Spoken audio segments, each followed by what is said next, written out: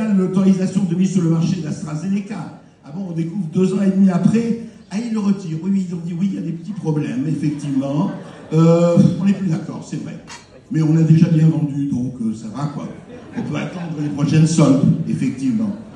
Et quand même, je vous dis des extraits, c'est extraordinaire. Notre ministre de la Justice, quand on lui demandait, mais dites-moi, pourquoi les détenus sont interdits de vaccin? Et qu'a dit le ministre de la Justice? C'est fabuleux. Mais il a dit, mais les détenus ne sont pas des cobayes. Textuel. Donc le reste, c'est des cobayes. Donc les détenus, ce ne sont pas des cobayes. Je veux bien, mais c'est extraordinaire, là, ça. Vous voyez?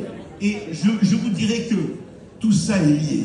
En fait, ce qui est totalement lié, c'est la liberté. Mais la liberté pour dire quoi? La liberté, effectivement, non seulement de penser, d'étudier, d'être critique et de se poser des questions. Et quand on se pose des questions, vous savez, on dit aujourd'hui, ah là là, c'est dur. Mais je voudrais parler de 2 personnes. 2 personnes qui se sont battues, qui se battent encore pour la liberté et qui sont en prison. Je veux parler de Julian Assange et de Rainer Fuellmich.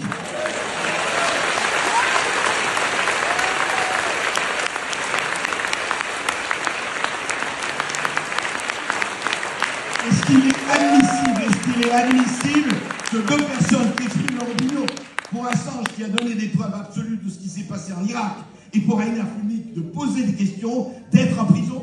Voilà. En tout cas, c'est vraiment une question qu'on peut se poser. Voilà, et je voudrais simplement terminer, avant de passer à la discussion et au débat, ce que dit Orwell.